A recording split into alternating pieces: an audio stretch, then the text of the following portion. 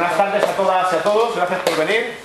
Bienvenidos a la cuarta sesión del ciclo Crisis de Civilización, Transiciones Postcapitalistas, que organizamos desde el Instituto de Transición Rompe el Círculo con dos objetivos. Uno, suponer un espacio de encuentro para gente interesada en la temática del curso y además ser un curso de formación con la idea de tener tanto un diagnóstico correcto del tiempo presente como explorar las posibles alternativas para construir un mundo postcapitalista. Hoy tenemos a la gente de Cul-de-Sac, la revista de pensamiento crítico que tenéis aquí, bueno, ahí podéis comprar algún número, que se editó el primer número en noviembre de 2010. Es una revista, a nuestro juicio, súper potente, que sigue un poco la estela de otras publicaciones ya desaparecidas como Resquicios o el Boletín de los Amigos de Luz, incluyendo cuestiones de crítica a la tecnología, que nos parece un aspecto fundamental, que se trata poco en los movimientos sociales. Y dado que este curso, pues, queremos hacer una evaluación de nuestras posibilidades para la emancipación social, nos parecía que tener un día, una sesión explorando la cuestión de la técnica, la tecnología y las posibilidades para la liberación o no, era algo que no podíamos prescindir. Entonces, no mucho más, os dejo con ellos. Muchas gracias, chicos, por venir y ya, todo vuestro. Bueno, muchas gracias a vosotros por estar aquí. Pues yo en realidad vengo a hacer un poco la presentación de la presentación, porque bueno, somos un colectivo de 4 personas y el hecho de que estemos hablando pues, de los 3 que hemos venido, pues para que no se haga tampoco la sesión muy duradera, ¿no? La charla y de paso también al debate, pues bueno, simplemente decir de dónde venimos, que es un poco lo que ha dicho así Emilio rápido. Digamos que la revista nace por una afinidad que nosotros tenemos, tanto de amistad como desde una perspectiva política, ¿no? Y esta sobre todo se basa en una crítica, ¿no? Mencionando los títulos que decía Emilio, de lo que se ha llamado ¿no? Se ha llamado crítica antidesarrollista o crítica antiindustrial, que como corpus teórico podríamos decir que nace en Francia, en París, en los años 80 y bajo una revista también que se llama Encyclopédie des Nuisances, de que por cierto dentro de poco publicaremos un librito pequeño sobre un panfleto que escribieron sobre Orwell, sobre George Orwell. Y bueno, pues esta gente lo que intentaba es aunar una sensibilidad, digamos, anticapitalista muy fuerte, ¿no? Muy firme y antiestatista también, que digamos, bueno, venía también de las teorías situacionistas que se dieron también en París en los 60 y que también a su vez tenían un fuerte sesgo de crítica ecológica radical, ¿no? Ellos veían como que el capitalismo se venía desarrollando precisamente por todos los proyectos que destrozaban también, destrozaban el campo o digamos, bueno, que hacían un daño al territorio.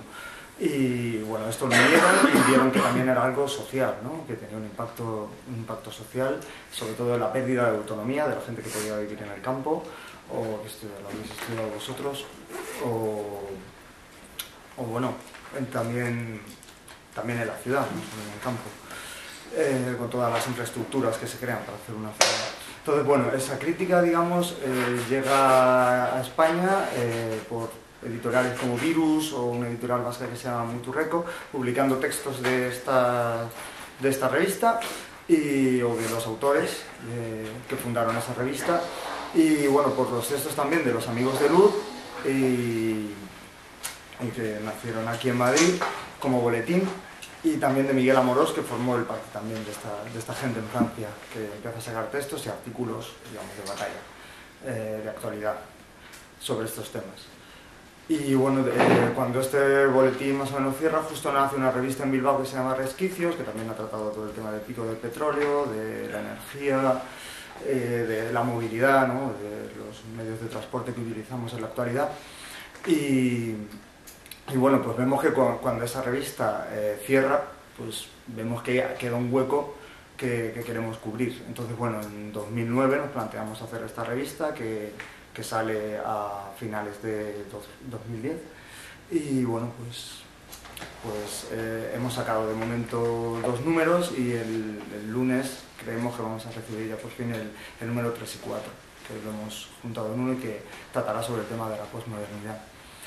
Y bueno, pues no quiero alargarme mucho más. Si queréis empezar ya con el tema que tendría que ver más con el último número, el de número 2 de la revista, sobre las nuevas tecnologías, y que se ampliará ahora. Bueno, pues un poco yendo al tema del que se trata hoy, para el que nos habéis invitado, ¿no? Que son las nuevas tecnologías, Internet y nuevas tecnologías, y creo que la pregunta era liberación o sumisión. Ese era el debate que nosotros nos planteamos en el número 2. La pregunta era trampa, ¿no? Porque nosotros ya partíamos de una convicción. Lo que vamos a tratar aquí en la exposición que haremos Salva y yo será no tanto recoger los contenidos de la revista, que en realidad era recoger varios artículos que trataban esta historia, hacer un editorial donde nosotros recogiésemos nuestra postura respecto a estos temas. Entonces lo que vamos a hacer es desarrollar un poco cuáles eran esas posturas y de dónde parte nuestra crítica al tema de la tecnología. Entonces, hay una frase que esta mañana estábamos hablándolo, ¿no? Preparando un poco cómo iba a ser la intervención, cómo nos la dividíamos, y había una frase que, para empezar, que nos parecía que estaba bien, que decía: el molino accionado a mano da a la sociedad con el señor feudal, el molino a vapor da a la sociedad con el capitalista industrial. Es una frase de Marx que viene a reflejar lo que nosotros consideramos el determinismo tecnológico. Es decir, dada una situación X, aparece una tecnología y eso da una sociedad distinta, ¿no? El molino accionado a mano o a tracción animal da una sociedad con determinadas características. La industria da una sociedad con otras características.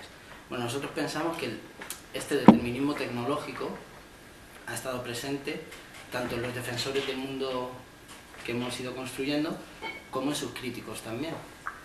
En las dos vertientes se ha dado un determinismo tecnológico. Pensamos que esto ha sucedido porque esencialmente la transformación que supuso la industrialización del mundo, que empezó sobre todo en Europa hace 2 siglos, pero que ha llegado ya casi a su culminación en el resto del planeta, pensamos que esa transformación ha sido tan profunda. Hay autores que dicen todavía el ser humano, sus estructuras sociales, culturales, incluso antropológicas, ¿no?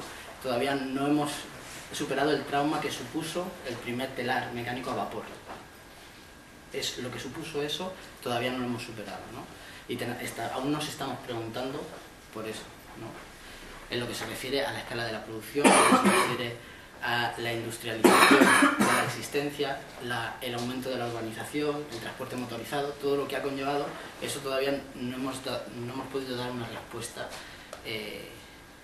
social, digamos, a eso. O las teorías emancipatorias que se han movido en ese ámbito a partir de la industrialización todavía no han llegado a establecer, digamos, cuál es una postura radical respecto a esto. El determinismo tecnológico, lo que decía, tanto sus defensores como los defensores de lo que, digamos, una línea de progreso ilustrado, como la reacción romántica, digamos, que se da al principio de la industrialización, ambos están presos de este determinismo tecnológico, según pensamos nosotros. Tanto quienes piensan que cualquier progreso en cuanto a las fuerzas productivas y materiales lleva de por sí un progreso moral, es decir, hacia las sociedades mejores, la sociedad del bienestar. ¿De bienestar qué quiere decir? Que podemos consumir más, que tenemos acceso a más bienes, ¿no? Bueno, esa es la visión del progreso ilustrado, digamos, ¿no? No era la de todos los ilustrados, pero sí es la que ha ido quedando. Una sociedad que consume más, que gasta más, que se puede permitir el acceso a ciertos servicios y bienes cada vez en mayor cantidad y más extendidos universalmente, ¿no? El determinismo tecnológico ahí funciona cuando a los problemas sociales se le plantean soluciones técnicas constantemente, de organización técnica de la producción, de organización técnica de la distribución de la riqueza, ¿no? Esa sería una forma de determinismo. La otra forma de determinismo tecnológico es la reacción ante ese progreso tecnológico, aún en ciernes, ¿no? En algún momento, que inmediatamente vuelve su mirada hacia el pasado y señala lo que se está perdiendo, ¿no? Por la tecnología, ¿no? También hay cierto determinismo tecnológico en eso, en pensar que el maquinismo o la tecnología es lo que hace que se pierdan ciertas condiciones sociales y de vida. En ambos casos nos parece que hay muchos aciertos, ¿no?, en estas dos posturas. El problema que vemos es darle ese papel preponderante siempre a la tecnología, ¿no?, o a la técnica como una respuesta a cualquier pregunta que tengamos que resolver en sociedad.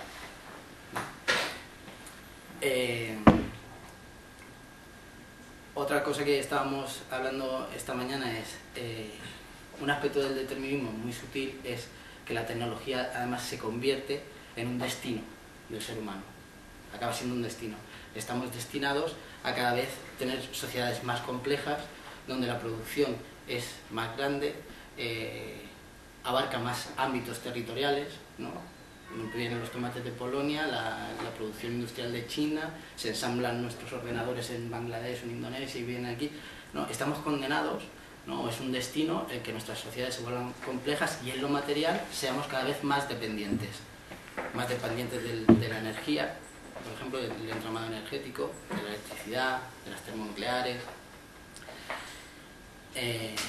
Y es como que hay una evolución lógica, supuestamente desde el hacha de sílex a las centrales nucleares, ¿no? Supuestamente hay una evolución lógica que nos lleva destinados indefectiblemente a ser lo que somos.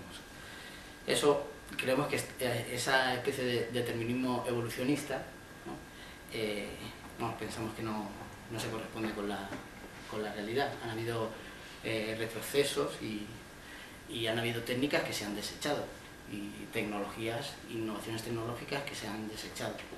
Desde la rueda en Oriente, en algún momento es una tecnología muy universal, ¿no? Pero en Oriente se dejó de utilizar porque era mejor el camello para muchas cosas. Entonces, por poner un ejemplo más cercano, los vuelos supersónicos en Estados Unidos no se llegó a producir un avión supersónico porque socialmente se ve que no era ni rentable económicamente, ni interesante, ni que tenía ninguna ventaja.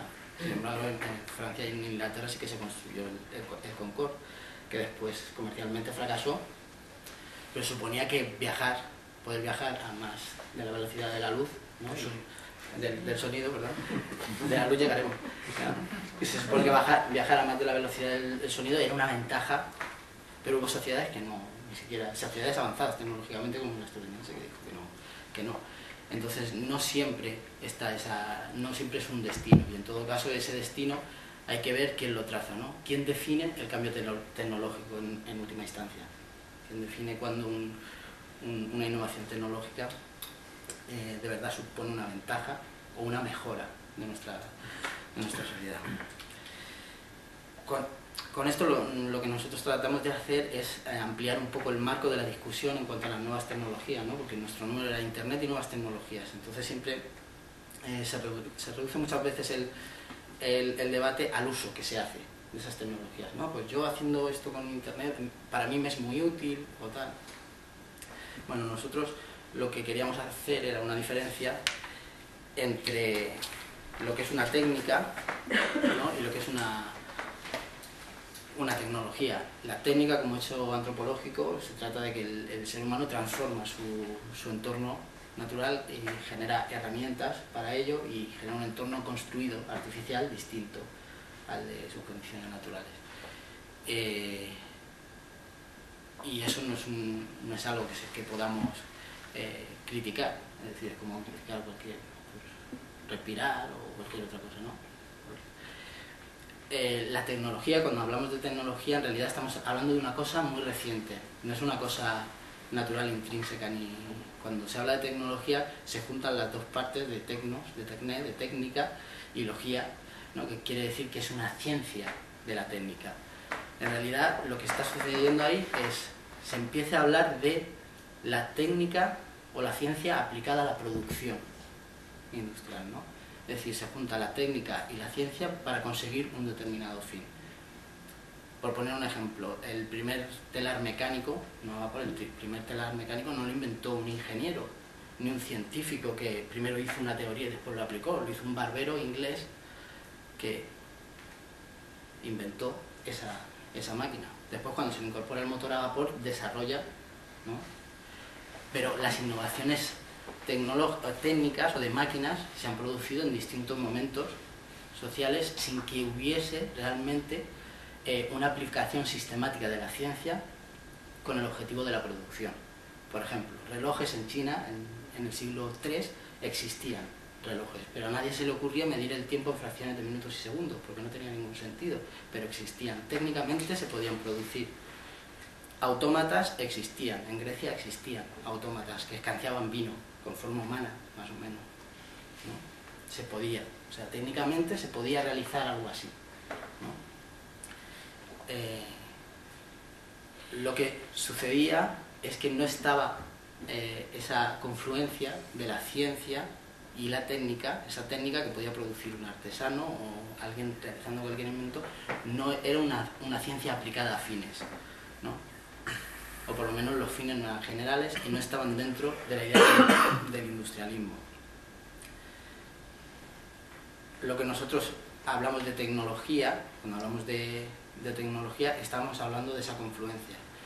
Esa confluencia se da a mitad del siglo XIX aproximadamente. Hasta 1860, por ejemplo, en las universidades alemanas, las carreras técnicas no eran consideradas como una institución universitaria, ni la ingeniería, se estudiaba derecho, religión, teología, pero las carreras técnicas o los institutos politécnicos, donde se enseñaban las ciencias aplicadas, no se consideraban como un conocimiento que tuviese mucha relevancia. Claro, posteriormente, ¿no?, en toda la segunda mitad del siglo XIX, lo que significó la aplicación de la química a la industria, sobre todo en Alemania, por ejemplo, ¿no?, tiene mucho interés, ¿no?, ver lo que sucede ahí. Ahí es cuando estamos hablando realmente de una tecnología. Con esto lo que queremos hacer es poner en contexto histórico de qué estamos hablando cuando hablamos de tecnología. Y es a partir de la segunda mitad del siglo XIX, a partir de la primera industrialización, cuál ha sido el curso que han tomado las sociedades capitalistas y occidentales en la aplicación de la ciencia y la técnica a determinados fines, ¿no? Y quién ha elegido esos fines y cuáles han sido sus ganancias y sus pérdidas, ¿no?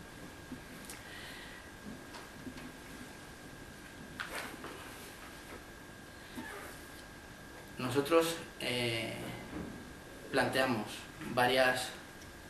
lo que llamamos falacias de las nuevas tecnologías, como mitos o cuestiones que se plantean de las nuevas tecnologías que pretendemos desmontar. Y yo las voy a ir mencionando así porque para el debate me parece que puede ser interesante exponerlas así muy sucintamente y después.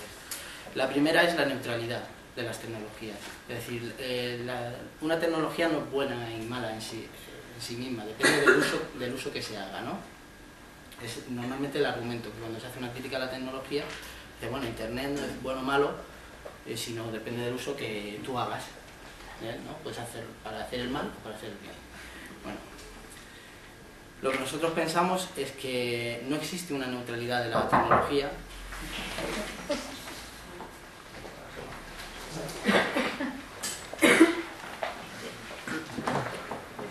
sino que los artefactos tecnológicos tienen que ver con el mundo de donde nacen, es decir, son artefactos políticos en todo momento.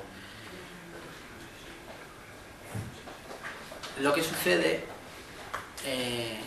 es que nosotros decimos ahí que se produce una transferencia, ¿no? A 120 km por hora con un coche, tú respondes al coche. Tus reflejos tienen que responder a la velocidad del coche directamente. Eres tú el que tiene que ser neutro y responder a la velocidad. Normalmente hacemos la transferencia de decir las tecnologías son neutras. No, las tecnologías en su desarrollo y porque parten del mundo que parten, están destinadas a un fin en concreto. Exigen de nosotros una neutralidad valorativa. De momento no las valoramos y las utilizamos, pero sin preguntarnos demasiado por el objeto y por el fin que persigue, ¿no? Eso sería como una primera cuestión para el debate, hasta qué punto son las tecnologías neutrales o no. Después, entendemos que cuando hablamos de nuevas tecnologías, al hacer esa crítica parece ser que el smartphone o el WhatsApp o Internet y tal es la penúltima desposesión, ¿no? y que eso ha sido lo peor. Nosotros planteamos que las nuevas tecnologías en realidad lo que hacen es profundizar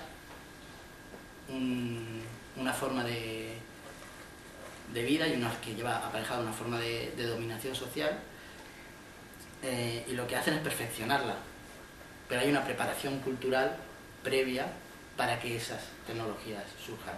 Un ejemplo,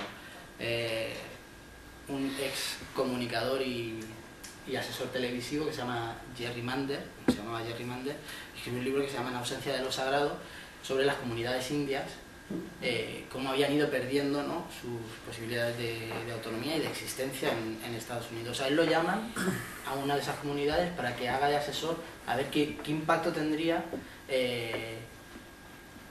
meter ahí la televisión por cable, ¿no?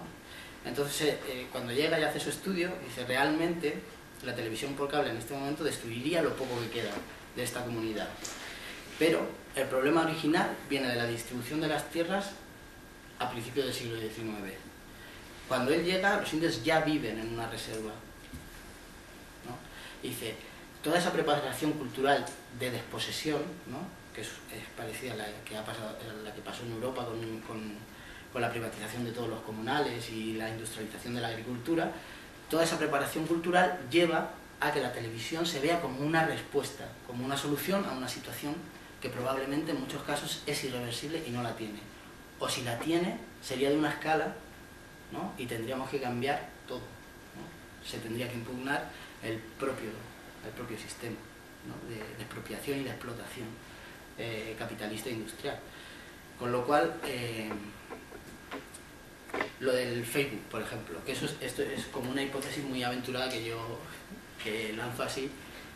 Creo que el Facebook, por ejemplo, cuando se oye alguna crítica, que no sé muchas, pero se oye alguna crítica, no, es que el Facebook tal, te comunicas por ahí, entonces te aísla, porque ya pierdes el contacto directo con la gente, ¿no?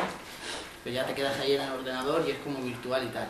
Sí, pero en realidad yo creo que la existencia de Facebook tiene que ver más con cómo se organiza la educación universitaria en Estados Unidos y con la suburbanización de Estados Unidos, ¿no? Con cómo se organizan las ciudades. ¿Por qué digo esto? La organización, por ejemplo, de la educación universitaria en campus en Estados Unidos aísla normalmente al estudiante, hace un corte, ¿no?, en su vida y vive en una comunidad ideal, ¿no?, durante un tiempo, la comunidad universitaria ideal, en una eterna primavera, están muy apartados de las ciudades y es un periodo. Esto Facebook, el libro de estudiantes, ¿no?, que salen todas las películas y tal, y que es lo que después se digitaliza y se hace el Facebook, en realidad es al contacto, a la vuelta del estudiante y al contacto con la vida suburbana de Estados Unidos, ese tipo de vida aislada, ¿no?, del mall center y del coche y de una comunidad totalmente atomizada. Al contacto con eso quiere volver a esa comunidad primaveral de estudiante y tal, y entonces el Facebook se presenta como una respuesta, pero funciona como un ansiolítico. Muchas de estas nuevas tecnologías funcionan de esa forma.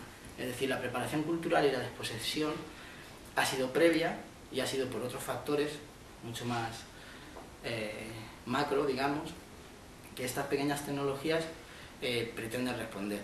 Desde nuestro punto de vista responden a problemas secundarios o terciarios y causan muchos otros, ¿no? Después, dos cosillas más, que si no me enrollo. Todo esto tiene que ver un poco con el uso, pero la producción material, por ejemplo, de las nuevas tecnologías, habitualmente cuando se hace el cálculo, es decir, bueno, las nuevas tecnologías son más limpias, ¿no? No es lo mismo las industrias de ahora, o es más limpia la comunicación por internet que otro tipo de comunicaciones. Cuando se hace el cálculo de lo limpias o lo rentables que pueden ser esas tecnologías, no se tiene en cuenta, por ejemplo, la guerra en el Congo, que tiene mucho que ver con con la extracción de minerales y de superconductores para poder tener las baterías de toda la cacharrería tecnológica que manejamos. Pero eso en la contabilidad es difícil que llegue, ¿no? La contabilidad se hace en un ámbito muy reducido. Hombre, es más limpio y más barato mandar un mail que mandar cartas, o que imprimir cosas es más barato. El otro día no sé dónde leíamos que una búsqueda en Google energéticamente más o menos equivale a una hora de una bombilla de bajo consumo, más o menos. Una sola búsqueda en Google.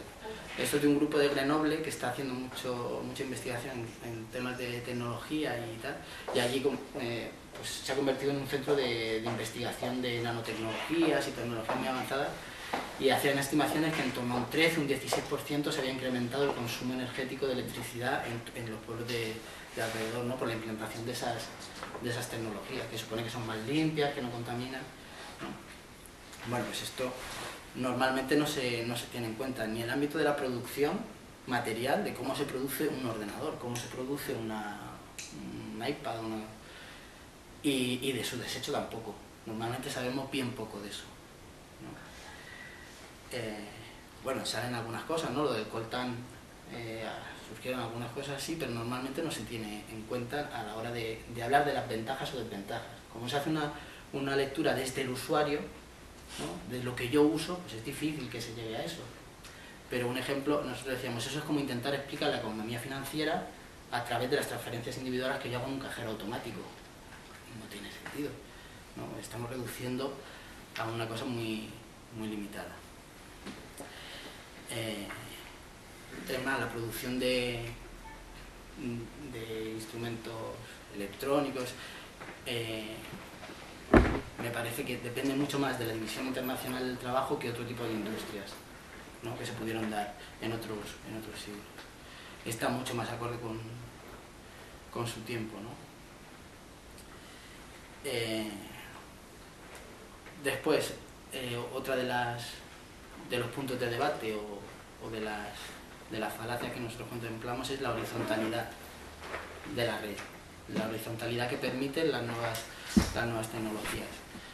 Si nos vamos a un plano así más, las nuevas tecnologías han producido fortunas personales, corporaciones, ¿no? Y empresas que hacen palidecer a los Rothschild y a las mayores industrias del siglo XIX.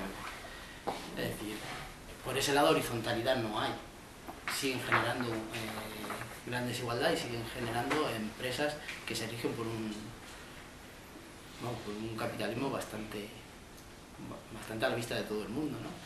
Entonces decir que hay horizontalidad en mi comunicación con Peri, hay más horizontalidad porque nos comunicamos por internet, no lo sé, pero a nivel social no. Es decir, hay élites empresariales, hay empresas y hay fortunas inmensas dedicadas a eso, por lo cual eso habría que ponerlo en duda, lo de la horizontalidad. Que sea más libre el contenido. Las agencias de control de contenido de Internet nacieron casi al mismo tiempo que Internet, o casi al mismo tiempo que ARPANET, que nació de un proyecto militar, como eso lo sabe todo el mundo, ¿no? Entonces, por lo cual también habría que poner un poco eso en duda, ¿no? Pero es más, en los 90, como sabéis, hubo una burbuja especulativa previa a la inmobiliaria, que fue a través del índice bursátil del Nasdaq, ¿no? Que eran las nuevas tecnológicas, ¿no? Que salían a bolsa. Una nueva tecnológica podía ser un cuarto más pequeño que este, con 4 servidores y 2 informáticos, y eso salía a bolsa, ¿no? Como una empresa, por ejemplo. El Nasdaq en los 90, o por ahí, los mercados financieros se hundieron, ¿no? con los índices de las nuevas tecnológicas. Y, por ejemplo, en España, cuando se hizo la primera concesión para la protección de la telefonía móvil,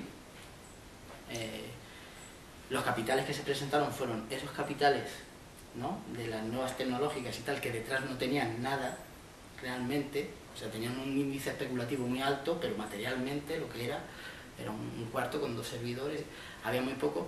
Eso, por ejemplo, se presentó a una de las concesionarias, era una unión de empresas que se llama Exfera, y dices, hostia, ¿quién será todo? ¿No? ¿Quién será? Ya habían tecnológicas, pero estaba ACS, por ejemplo, de la construcción, ¿no? O sea, entran en el mercado especulativo muy fácilmente, incluso lo virtualizan más, ¿no? Porque es mucho más inmaterial que produce, ¿no? Un portal de internet. información, pero, con lo cual nos parece que ahonda las desigualdades y el sistema tal cual lo conocemos. Lo perfecciona en todo caso, pero no supone un cambio revolucionario para bien, desde nuestro punto de vista. Y después el último punto que me apuntaba Salva esta mañana, que no lo teníamos recogido, pero bueno, son todas estas historias del espionaje, ¿no? Y de que han salido últimamente, de cómo suponen también un control superior. Hay que ponerlo un poco también en cuarentena, pues dice, pero ¿controlar qué en concreto, no? Un espionaje tan masivo, dices, hostia, es que no hay gente para escuchar todas las grabaciones que hiciesen. Y además que van a grabar, en el 90% no son planes conspirativos para subvertir el sistema, me parece, no sé. Pero bueno, esa posibilidad existe a partir de estas nuevas tecnologías y normalmente tampoco se cuenta. La última, ya me callo, lo habíamos puesto, la revolución no será tuiteada, ¿no? Así un poco como de cachondeo. Pero sí es cierto que de un tiempo a esta parte el protagonismo de las redes sociales, ¿no? Que además parece que va todo junto, ¿no? Periodísticamente, el protagonismo de las redes sociales, así que se ha convertido en una fórmula. Parece que ha habido como un cambio de agente, de ser una herramienta que supuestamente se puede utilizar por una movilización y tal, precisamente es la red social la que convoca, ¿no? Determinadas cosas, o es la red social la que ha propiciado una insurrección en los países árabes, ¿no? Bueno, creemos que esto en realidad es lo que Neil Postman llamaba un cambio de agente. Ahora resulta que lo revolucionario y quien hace las insurrecciones es la red social, ¿no? Y no los sujetos que forman parte, y no son las condiciones de vida a las que estamos sometidos las que motivan la propuesta de cambiar a otra forma del mundo, o la indignación y pegarle fuego a algo, ¿no? Es la red social la que... Y eso es peligroso, ¿no? Ese cambio de agente y de conferir a una tecnología, pues eso, la capacidad de movilizar, ¿no? Y después apuntamos aquí el tema del ciberactivismo, ¿no? Como eso genera la ilusión de que realmente hay una movilización mucho más amplia de lo que realmente es, ¿no? Y como puede hacer creer que hay un compromiso fuerte respecto a determinadas causas que después no se materializa en determinadas cosas, ¿no? Y creemos que estos son peligros así, ¿no? O cosas que habría que desmontar de las nuevas tecnologías. Y bueno, yo ya me callo. Sí. Bueno, hola, gracias por la invitación y tal. Bueno, yo muy brevemente, para que haya debate y a ver qué se puede sacar de aquí, voy a apuntar un par de cosas. Una es una idea sobre qué puede estar motivando nuestro acompañamiento cada vez mayor de nuevas tecnologías. Se me ocurre llamarlo una especie de mutación antropológica. Y el siguiente punto, voy a plantear las 4 o 5 líneas que hemos tirado de cómo plantear una crítica hacia la tecnología. Respecto al primer término, ese término no es mío ni mucho menos. Esto de mutación antropológica lo acuñó un tipo muy majo que a lo mejor conocéis, se llama Pierpaolo Pasolini, que es sobre todo famoso por su faceta de director de cine y tal, pero bueno, también escribía novela, poesía y era un tipo muy crítico con la tecnología y con la maquinización de la vida. Y entonces él decía que a raíz de los cambios que sufrió Italia y por extensión toda Europa, bueno, y Estados Unidos, Occidente, a mitad del siglo XX, él consideraba que el salto evolutivo que propiciaba la mecanización de la existencia estaba generando un nuevo tipo de ser humano. Desde la urbanización del entorno, la desconexión con el campo, con la vida de la agricultura, la televisión, los medios de comunicación, etc., ¿no? Entonces a mí me gusta ese término porque yo consideramos que no es que vayan a hacer un nuevo tipo de ser humano de aquí, pero sí que notamos una especie, y no somos los únicos, una especie de brecha generacional entre los nuevos seres humanos que están naciendo al calor, o sea, que están conviviendo y creciendo ya únicamente al calor de todas estas nuevas tecnologías, y las generaciones que no hemos crecido con eso, ¿no? Y bueno, me parece que es paradigmático el caso de nuestro país, bueno, mío tampoco es mucho, pero bueno, España, que la verdad es que es un caso paradigmático porque siendo uno de los países probablemente más pobres de Europa, aunque se quiera disfrazar este pasado de pobreza con un supuesto bienestar, pero España, que en la actualidad sufre la crisis de forma más dura que la mayoría de los países, que tiene la cifra de paro de las más altas de Europa, resulta que es el país probablemente con mayor grado de extensión de estas nuevas tecnologías de toda Europa. Y esto no lo digo yo, estos son estudios que han salido. Yo he visto varios. En dos de ellos se dice que España es el país con más smartphones de toda la Unión Europea. En otro estudio que miré era el segundo detrás del Reino Unido. Sería el 82%, según los datos que me he recogido, de los teléfonos móviles que existen en España son ya smartphones, ¿no? Que comparado con la media europea son 15 puntos menos, eso es el 57, ¿no? 67.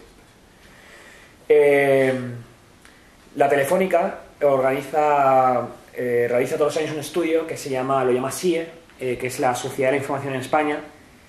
Cada año lo va organizando, ¿no? El de este año no lo he mirado, pero tengo el del año 2012 y tiene datos muy curiosos.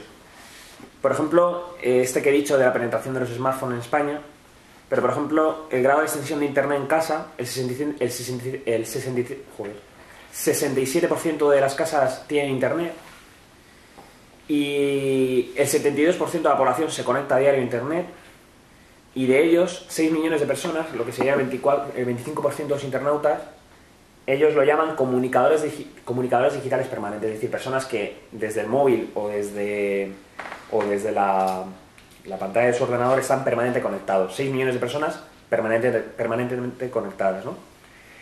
Esto propicia que la vida gire mucho en torno a Internet, ¿no?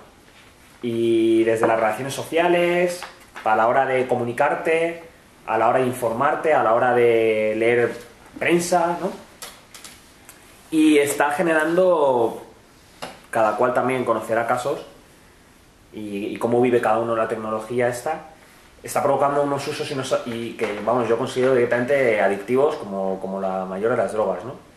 Y tengo aquí algunas cifras simpáticas, ¿no? Estas que son interesantes. Por ejemplo, según varios estudios, el 60% de los usuarios de smartphone lo miran en su cama antes de dormir, ¿no? Se queda un ratillo en lugar de leer o otras actividades propias de la cama. En otro estudio muy curioso salió que 3 de cada 4 españoles renunciarían a la televisión si tuvieran que elegir entre la tele y el smartphone, ¿no? Ahora bien, más de la mitad de los entrevistados sabía combinar ambas tecnologías, ¿no? Ver la tele mientras están manejando su smartphone. Luego, por ejemplo, es muy curioso que ya se ha acuñado incluso una especie de nombre de enfermedad que se llama nomofobia. No es gente que tiene fobia a los simpáticos gnomos del jardín, sino no mobile phobia, o sea, no móvil fobia, que es el miedo a que tu móvil se quede sin batería, muera, se le caiga a la piscina o lo que sea, ¿no? Y más de la mitad de la población de Reino Unido se confiesa que tiene miedo a que esta situación se genere. Y lo ponían en un mismo plano a perder la casa por un desahucio, perder el trabajo, o sea, una cosa muy seria. Y luego el último dato que quería comentar, que me ha llamado la atención, es la relación que tiene uno con su entorno cuando tiene el smartphone. En una encuesta la gente confesaba que utilizaban el smartphone muy a menudo cuando no querían cuando no querían hablar con las personas que tenían alrededor, y fingían usarlo, o sea, fingir usarlo, no usarlo de verdad. Pero bueno, estos son simplemente datos que tenía por ahí, y hay un montón más. Luego, por ejemplo, vi otra que no tengo anotado aquí, del uso de los smartphones en niños pequeños, que es impresionante también. Pero bueno, todo esto es una especie de muestra de ver que Internet y a través de los smartphones ordenadores está plenamente integrado en nuestras vidas, ¿no? Bien. ¿Qué está motivando esto? Unos cambios en nuestras pautas de comportamiento para interrelacionamos con los demás o cómo nos relacionamos nosotros con el entorno o con el conocimiento. Hay multitud de estudios, yo no he traído aquí ejemplos porque son muchísimos y abruma un poco, pero en el campo de la neurología está habiendo bastantes estudios para ver cómo está afectando al cerebro humano el uso de estas nuevas tecnologías, ¿no? Y bueno, hay un libro que se llama Superficiales, que está haciendo Internet con nuestras mentes, que es bastante famoso. El libro es la hostia, la verdad, está bastante bien. Que lo escribió un escritor americano que un día dijo, joder, es un tipo que creo que es licenciado en filología, o bueno, el equivalente que hay en Estados Unidos. Y un tipo que de repente un día dice, joder, yo antes me metía entre pecho y espalda Crimen y Castigo y ahora leo 3 páginas y mi concentración se dispersa, ¿no? Y lo comentaba con amigos suyos y sus amigos decían, joder, no, a mí me pasa igual, ¿no? No me concentro ya no solo en la lectura, sino en una actividad cualquiera, ¿no? Y entonces él empezó a reflexionar y trae a colación un caso paradigmático sobre que yo creo que se quedó muy sintetizada en la frase esta de Marshall McLuhan, la frase esa famosa que se llama el medio es el mensaje, ¿no? Pero en realidad, ¿qué puede haber detrás de esa frase, el medio es el mensaje? Nicholas Carr, el autor del libro que os acabo de mencionar, Superficiales, habla de una cosa que le sucedió al filósofo alemán Nietzsche. Resulta que Nietzsche, antes de volverse de Mahara, que le dio una locura de la leche, pero antes de eso desarrollaba unas jaquecas muy fuertes si debía fijar la vista en un papel, ¿no? En la letra. Entonces no podía escribir, tampoco leer, pero no podía escribir, y eso le afectaba un montón. Y le regalaron una máquina de escribir. Bien. Una vez que memorizó las letras, pues no tenía que estar mirando al papel y podía mirar a otra parte o lo que sea. Y el caso es que lo que escribía en la máquina de escribir era distinto. Y sus mejores amigos se dieron cuenta que su estilo había cambiado de larguísimas parrafadas que se marcaba Nietzsche, digamos, perorando un poco por el pensamiento, etcétera, había pasado a tener unas frases más cortas, párrafos más sintéticos, y un amigo suyo, uno de sus mejores amigos, le decía, pareciera que la contundencia de hierro de la máquina se hubiera transferido a tu escritura. Y Nietzsche le contestaba en una carta, sí, es verdad, nuestros útiles de trabajo participan en la forma en la que pensamos, ¿no? Y esto lo trae Nicholas Carr a colación a la hora de ver cómo afecta al cerebro humano el tipo de relación que uno establece con la pantalla, con el teclado de ordenador, etcétera, ¿no? Y bueno, básicamente lo que demuestran los experimentos que han realizado diferentes neurólogos, neuropsiquiatras, etcétera, es una tremenda pérdida para la capacidad de concentrarse. Para concentrarse a la hora no solo de uno realizar una actividad como escribir, sino a la hora de tú integrar todo lo que te llega, ¿no? No es lo mismo, por ejemplo, un ejemplo muy claro que tú vais a entender. Uno antiguamente se levantaba por la mañana, se tomaba un café y cogía el periódico, lo abría, si tenía correspondencia la abría, pero eran, digamos, actividades separadas, ¿no? Y uno, digamos, lo iba separando. Pero lo que dice Nicholas Carr es que la multitarea que propicia que en la pantalla del ordenador tengas abiertas 17 millones de cosas a la vez genera que uno no asimila de la misma manera toda la información que le está viniendo, ¿no? Él decía que el cerebro podía asimilarse a una bañera y que las formas antiguas pre-tecnológicas de este tipo de tecnologías de llenar la bañera nuestra de pensamiento era abrir un grifo muy lentamente, ¿no? Y que se fuera llenando poco a poco. Y esto puede sonar una gilipollez, pero en realidad hay estudios que demuestran cómo se queda el conocimiento en los dos tipos de memoria que existen, la de corto plazo y largo plazo, ¿no? Sin embargo, decía que el tipo de asimilación del conocimiento que uno poseía a través de las nuevas tecnologías semejaba a tener multitud de grifos abiertos a la vez, con distintos contenidos, evidentemente, y tener un pequeño vasito del que ir llenando un poco de cada para ir llenando a la bañera, ¿no? A la bañera de tu pensamiento. Bueno, esos son unos tipos de ejemplos, o sea, y de experimentos que han pasado, y yo creo que todos podemos traer, ¿no?, a colación. Yo, por ejemplo, he decidido de una forma consciente quitarme internet de casa porque no me concentraba. No me concentraba yo para leer, para escribir, y vi que en un momento dado el coste, o o sea, el coste, para mí, ¿no? Claro, que yo lo interpretaba, de tener internet en casa suponía una merma en cosas que me gustaban, que era como escribir y leer, ¿no? Entonces decidí quitarme el internet. Desde entonces ya no solo es que lea más, sino que tengo la casa mucho más limpia, perfecto. Que no está nada mal. Bueno, anécdotas aparte, más allá del pensamiento profundo o del tipo de relación que uno tiene con el conocimiento, también supone un cambio en la forma en la que nosotros nos informamos, ¿no? Bueno, pero no voy a entrar ahí porque si no se va a hacer muy largo. Se habla mucho de la brecha generacional. Hace poco leí un artículo en El País que hablaba de la brecha generacional entre los padres y los hijos. La noticia estaba ilustrada con Twitter, no conozco la comida japonesa o algo así decía, ¿no? El padre al hijo. Esto puede parecer una gilipollez, pero en la línea de la mutación antropológica que yo apuntaba como idea, parece que son las generaciones de 40 años para arriba o 50 años para arriba las que se están quedando un poco desestabilizadas respecto a todas las innovaciones tecnológicas que están sucediendo, ¿no? Y esto produce estrés a las personas que no saben, digamos, adaptarse, ¿no? Y ya se han acuñado patologías entre los psicólogos, que es tecnoestrés, ¿no? Tecnoestrés, tecnofobia, toda la capacidad, la incapacidad o la inadaptabilidad a las nuevas tecnologías que suponen el trabajo, en las relaciones sociales y el estrés que le genera a mucha gente, ¿no? Entonces, incluso se publicó un libro que se llamaba Tecnoestrés, que era una especie de manual para que no te estresara el cambio tecnológico y cómo adaptarte mejor al cambio tecnológico, ¿no? Pero lo más curioso es que esto se plantea siempre en términos generacionales.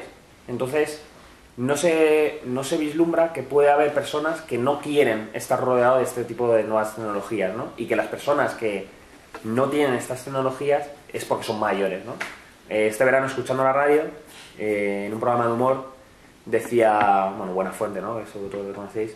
Decía Buenafuente, joder, es que ahora cuando te llega un mensaje, un SMS, los de toda la vida, cuando te llega un SMS al móvil, es que, hostia, eso es una cosa importante, eso es que te van a decir algo importante, ¿no? Porque no te pondrían un WhatsApp, ¿no?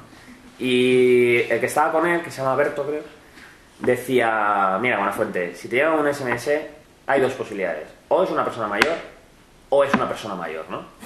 Como, entonces, eso es como una especie de muestra de que la gente no se imagina que personas jóvenes no quieran tener este tipo de tecnología, ¿no?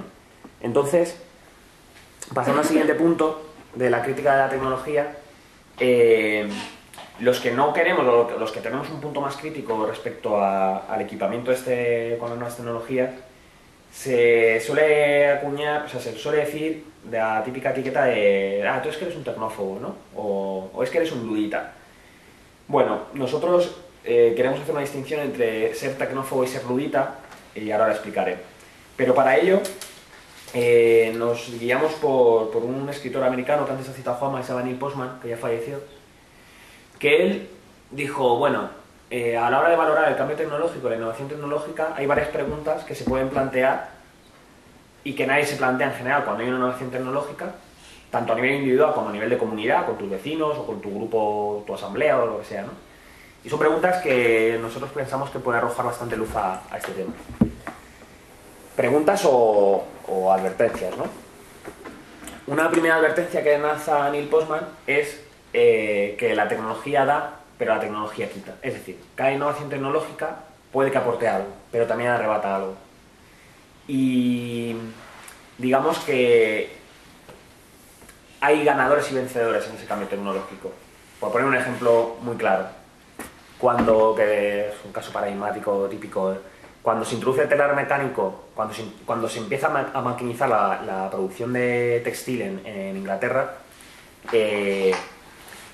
los obreros cualificados que hacían esa labor de una forma mucho más artesanal veían que la introducción de esos telares iba a acabar con su puesto de trabajo, pero ya no solo con su puesto de trabajo, porque en realidad podían trabajar con el telar mecánico también, ¿no?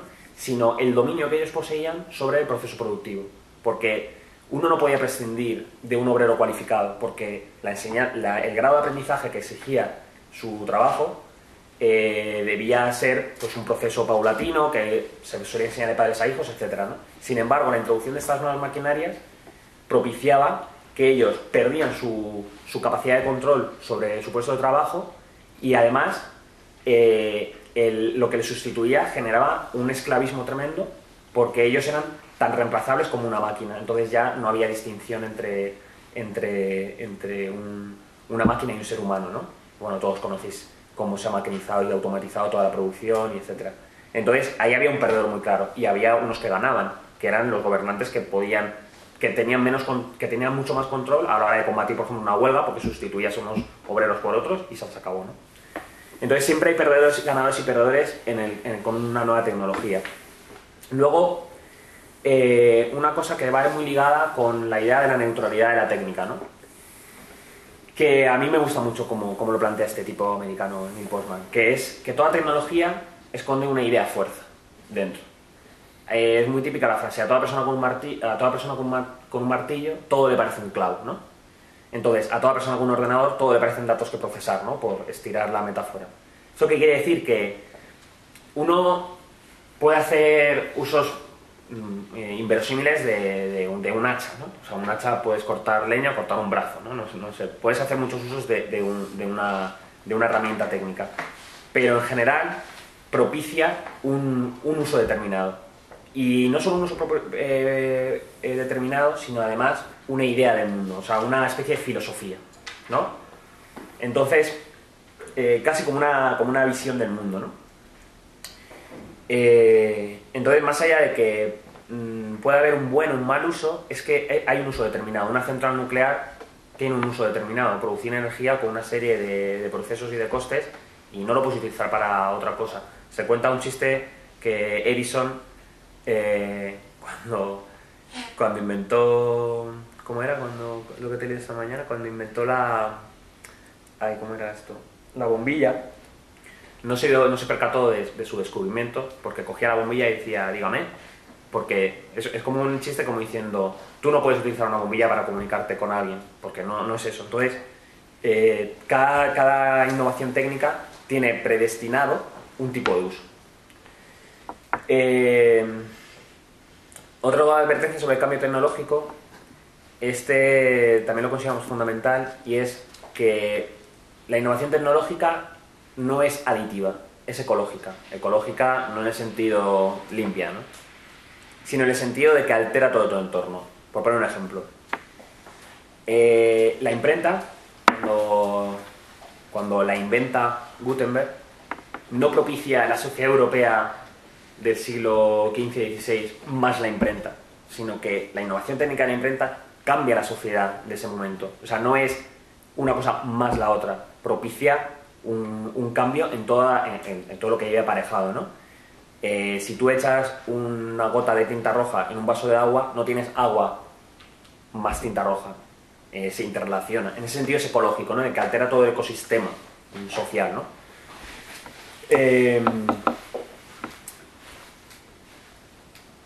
Y luego, por último, Neil Postman plantea unas preguntas que nosotros recogemos, que podría plantearse de esta manera, así resumido. Uno es, ¿qué problema soluciona? O sea, cuando hay una innovación tecnológica, sea un smartphone, el coche, o lo que sea, uno debería plantearse, ¿qué problema soluciona esta tecnología, ¿no?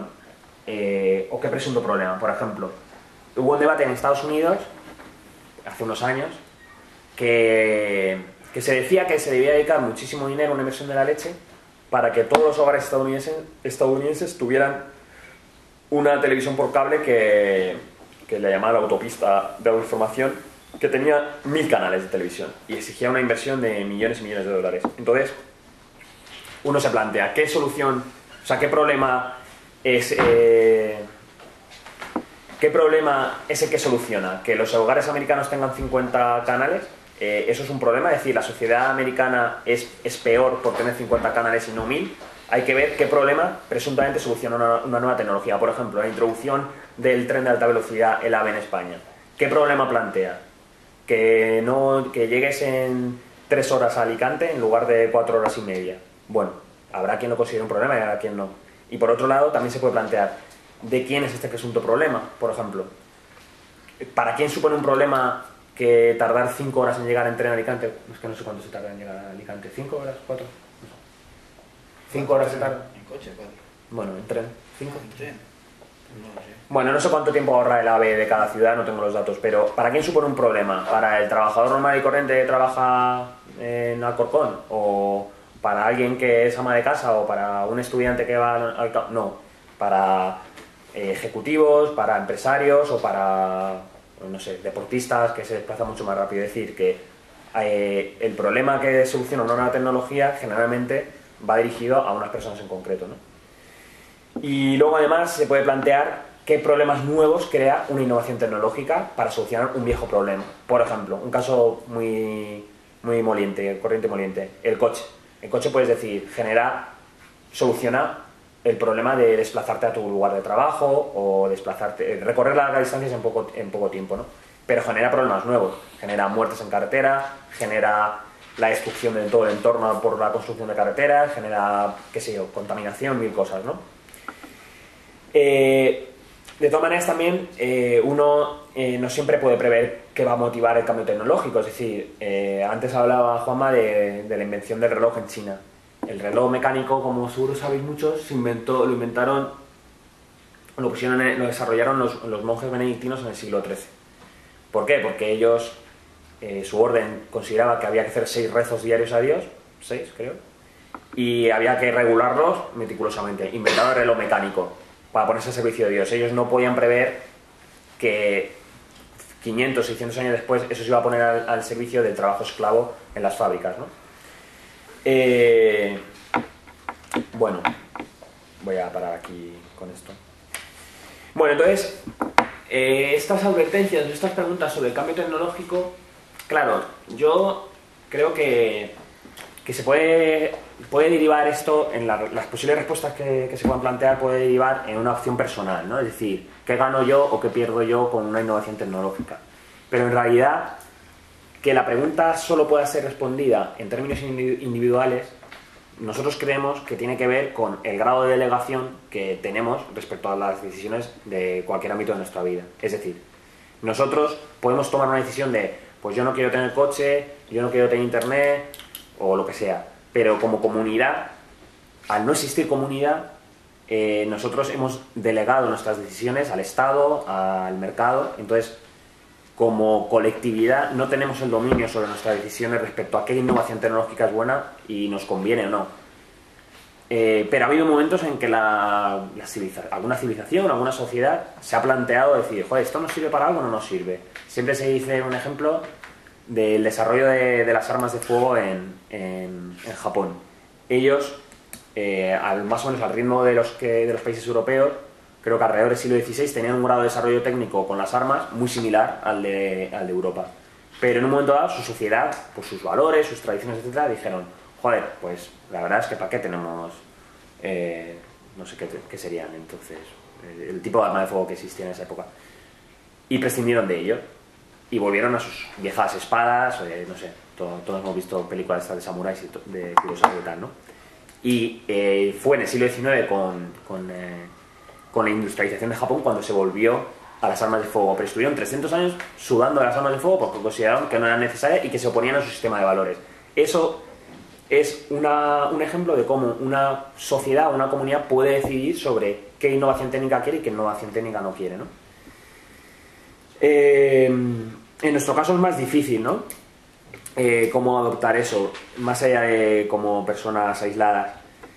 Pero por finalizar ya la intervención esta, yo situaría el debate respecto al grado que supuestamente personas que estamos aquí podemos compartir de nuestra ansia de participar o organizar una sociedad más justa, igualitaria, horizontal, anticapitalista, etcétera, ¿no? Participar de eso, ¿no? Imagino que la mayoría que estamos aquí tenemos algún tipo de sueño o de idea de transformación social, ¿no? Entonces, dentro de esas coordenadas, nosotros consideramos que es necesario plantearse qué tipo de sociedad queremos. Entonces, por decirlo de una forma muy clara, que creo que en la publicidad, en